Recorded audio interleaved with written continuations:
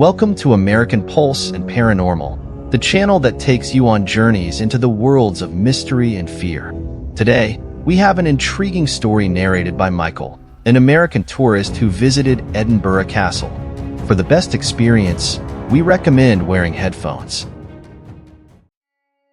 Hello everyone, my name is Michael. It all started when I was on a trip to Scotland and decided to visit the famous Edinburgh Castle. The castle was breathtaking in every detail, and I was captivated by its historical ambience. As I wandered through the grand halls and ancient corridors, I could almost feel the weight of history pressing down upon me. The castle, with its majestic architecture and rich past, seemed to whisper secrets from every stone. After spending hours exploring the castle, I reluctantly decided it was time to leave. However, after leaving the castle, I realized that my small bag, containing all my important documents, was missing. Panic-stricken, I immediately decided to return to the castle to search for it. The thought of navigating the labyrinthine structure again was daunting, but I had no other choice. Upon my return, I was fortunate to encounter a friendly castle guard named John. His warm smile and approachable demeanor immediately put me at ease. I explained to him about my lost bag, and without hesitation, he offered to help me find it.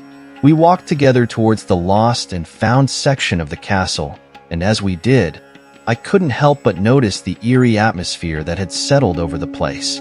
As we walked through the dimly lit corridors, a strange chill enveloped me, and I felt as though I was being watched. Shadows seemed to dance on the walls, and the flickering candlelight only added to the ominous atmosphere. I mentioned this eerie feeling to John, who chuckled softly and assured me that I wasn't the first visitor to feel this way. With a knowing smile, he began to share some of the castle's spine-chilling stories. Edinburgh Castle has a long history of ghostly encounters, John started. One of the most famous spirits is that of the White Lady.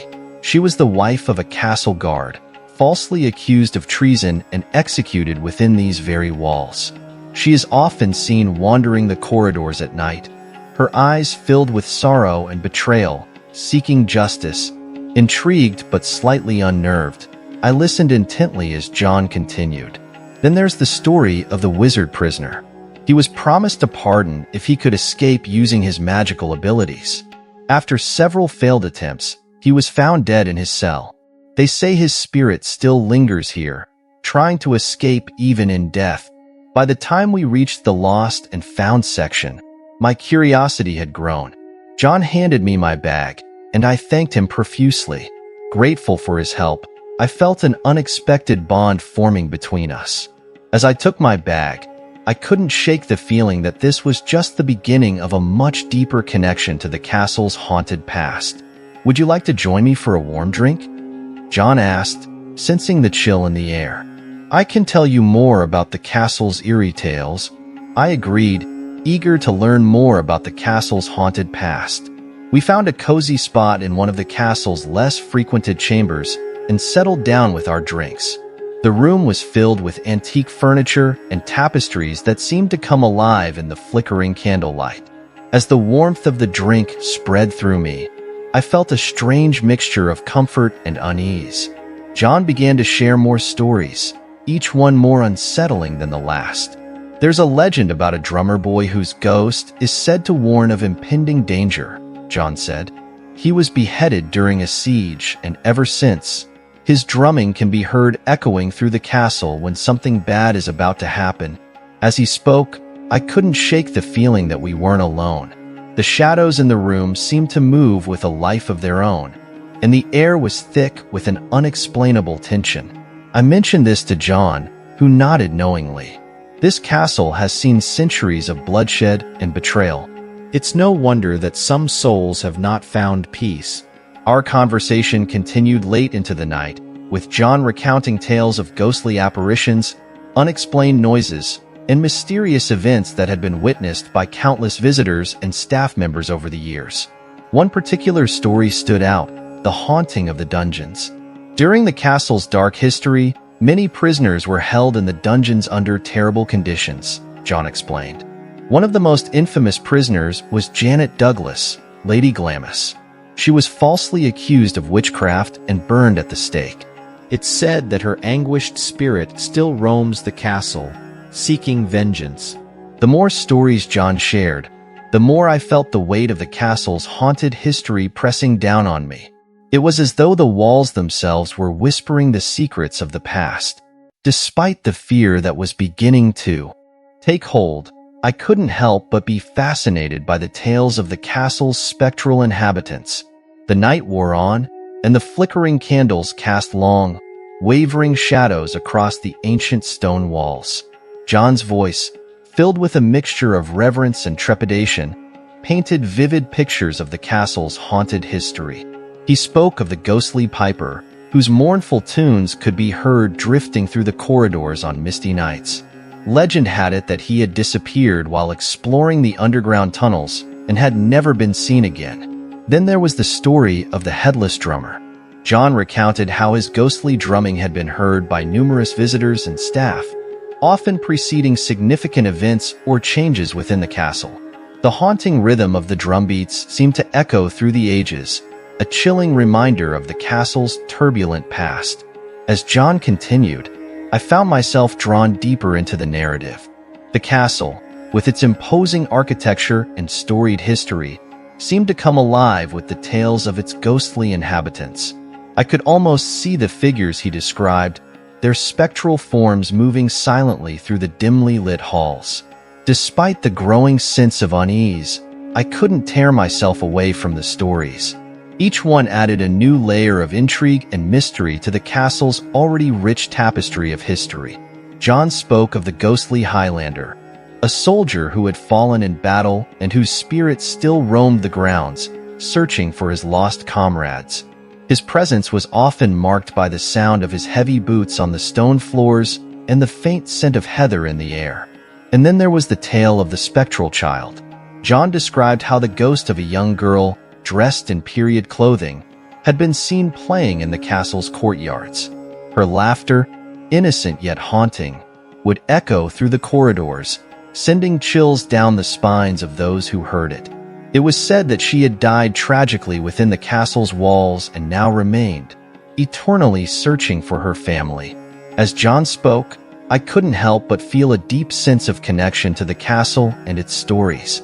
The haunting tales he shared made the history of the place come alive in a way that was both fascinating and terrifying. The castle, with its rich and turbulent past, seemed to be a living entity, its walls bearing witness to centuries of human drama and emotion. Just as I thought I had heard the most chilling of stories, John began to recount the tale of the restless night. He described how the ghost of a knight in shining armor was often seen patrolling the ramparts, his heavy footsteps echoing in the silence of the night. It was said that this knight had died defending the castle from invaders, and his spirit remained vigilant, eternally guarding his post. As the night grew darker, John's stories became more intense. He spoke of spectral battles that had been witnessed by both visitors and staff, where ghostly soldiers clashed in eerie silence, reenacting the conflicts of the past.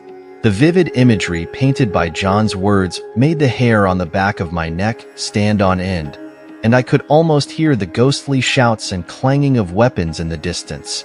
John also told me about the spirit of a former castle servant who was often seen in the kitchens, going about his duties as if he were still alive. The ghostly figure, dressed in old-fashioned attire, would appear and disappear without a trace, leaving those who witnessed him questioning their own senses. Then there was the legend of the haunted library. According to John, the library was said to be inhabited by the spirit of a scholar who had spent his life studying the ancient texts within its walls. Late at night, visitors could hear the rustling of pages and the soft murmur of someone reading aloud, even though the room was empty. As the night went on, I found myself growing more and more immersed in the stories. Each tale added another layer of depth to the castle's rich history and made me feel as though I were a part of something much larger than myself. Despite the growing sense of fear, I couldn't help but be fascinated by the castle and its spectral inhabitants. By the time I left the castle that night, I felt a mixture of awe and apprehension. The friendly guard had not only helped me recover my bag, but had also given me a glimpse into a world where the past and present intertwined in the most eerie of ways. As I walked away, I couldn't shake the feeling that I was being watched, just as I had felt earlier. After that unforgettable night at the castle, I found myself drawn back to it time and time again. Each visit, I uncovered more layers of its haunted past, and my friendship with John deepened. He became my guide through the castle's dark history, sharing stories that were as fascinating as they were terrifying. One cold evening, I met John at the castle gates. The air was thick with fog, and the silhouette of the castle loomed ominously against the night sky. John greeted me with a warm smile and a nod, and we made our way inside. As we walked through the eerie corridors, I couldn't help but feel that the castle itself was alive, its very walls whispering secrets of the past. John suggested we visit the Great Hall, where many ghostly encounters had been reported. As we entered the grand room, I was struck by its magnificence. The hall was adorned with suits of armor, ancient weapons, and tapestries depicting scenes from the castle's storied history. The flickering candlelight cast long shadows, adding to the haunting atmosphere. John began to tell me about the ghost of a noblewoman who was often seen in the Great Hall. Her name was Lady Agnes, he said. She lived here during the 16th century and was known for her beauty and grace. Tragically, she fell in love with a knight who served the castle, but their love was forbidden. One night, she was discovered meeting him in secret, and in a fit of rage, her father ordered her execution. It's said that her spirit still roams the Great Hall, searching for her lost love. As John spoke, I could almost see Lady Agnes's ghostly figure moving gracefully through the hall, her heartache and longing palpable in the air. The tale sent shivers down my spine, and I couldn't shake the feeling that we were being watched. From the Great Hall, we made our way to the castle's ancient chapel. The small, dimly lit space was filled with an otherworldly silence, and the air felt heavy with unseen presence. John shared the story of a priest who had been murdered there centuries ago. He was betrayed by someone he trusted, John explained, and his spirit is said to haunt the chapel, seeking justice for his untimely death. The story of the murdered priest left me with a sense of melancholy and unease. The chapel, once a place of solace and reflection, now seemed to be a haven for restless spirits. Our next stop was the castle's dark and foreboding dungeons. The air grew colder as we descended into the depths of the castle, and a sense of dread settled over me. John told me about the many prisoners who had been held there over the centuries, their suffering and despair etched into the very walls. One of the most chilling stories was that of the piper who disappeared while exploring the castle's underground passages. He was sent to investigate strange noises coming from the tunnels, John said, but he never returned. To this day, people claim to hear the faint sound of bagpipes echoing through the dungeons, a haunting reminder of his fate.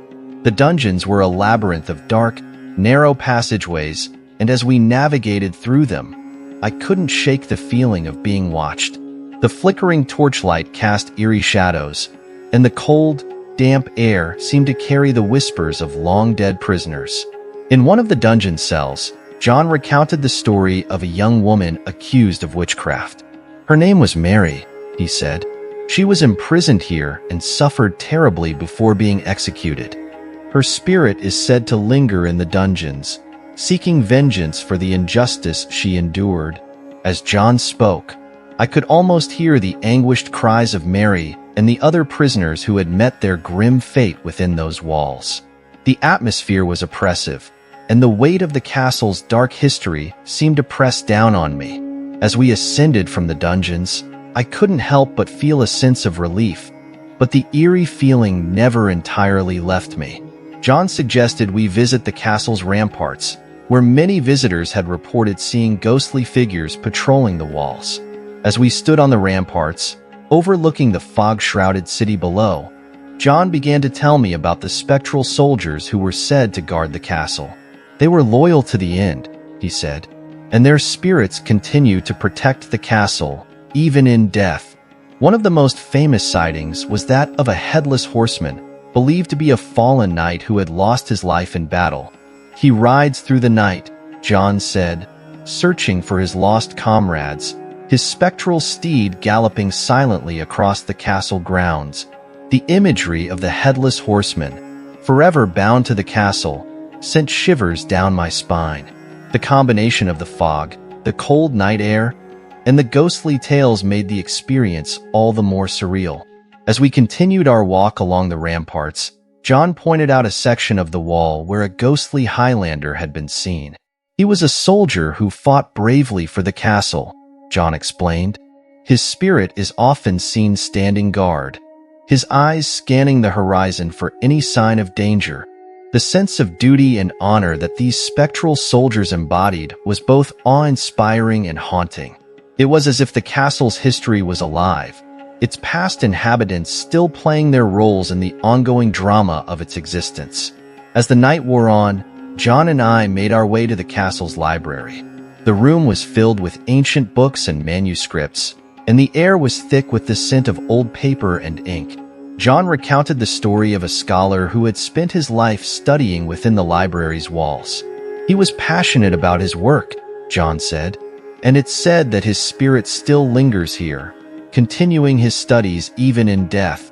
Late at night, visitors had reported hearing the rustling of pages and the soft murmur of someone reading aloud, even though the room was empty. The idea of a ghostly scholar, forever lost in his books, added another layer of mystery to the castle's haunted history. As we left the library, John suggested we visit one final location, the castle's crypt. The crypt was a dark, somber place, filled with the remains of those who had passed long ago. John told me about the ghost of a former castle servant who was often seen tending to the tombs. "He was devoted to his duties in life," John said, "and in death, he continues to care for the deceased, ensuring that their spirits find peace." The story of the dedicated servant, forever bound to his role in the crypt, was both touching and eerie. It was a reminder of the strong connections people had to the castle, even beyond death. As the night came to an end, John and I made our way back to the castle gates. The fog had lifted, and the first light of dawn was beginning to break through the darkness. I thanked John for his time and the incredible stories he had shared. He smiled and nodded, his eyes filled with a deep understanding of the castle's mysteries. Before we parted ways, John left me with a final thought. "The castle is more than just a collection of stones and mortar," he said. "It's a living testament to the lives and experiences of those who came before us. Their stories are woven into the very fabric of this place, and as long as we remember them, they will never be truly gone." As I walked away from the castle, I felt a profound sense of connection to its history and the people who had once called it home. The tales of Edinburgh Castle had left an indelible mark on me, and I knew I would carry them with me forever. In the days that followed, I couldn't stop thinking about my experiences at the castle. The stories John had shared replayed in my mind, and I found myself drawn to learn more about the haunted history of Edinburgh. I spent hours researching, uncovering even more tales of ghostly encounters and supernatural phenomena. I learned about the ghostly piper of Edinburgh, who was often heard playing his bagpipes late at night. Legend had it that he had been sent into the tunnels beneath the castle to investigate strange noises, but he never returned. The haunting sound of his bagpipes could still be heard, echoing through the streets of the city. Another chilling tale was that of the spectral dog seen in the castle's graveyard. The ghostly hound was believed to guard the resting place of its master, who had been buried there centuries ago. Visitors reported seeing the dog's glowing eyes in the darkness and hearing its eerie howls on moonlit nights. One evening, as I was walking through the city, I decided to visit Greyfriars Kirkyard, a cemetery known for its paranormal activity. The graveyard was filled with ancient tombstones and crumbling mausoleums, and the atmosphere was thick with an otherworldly energy.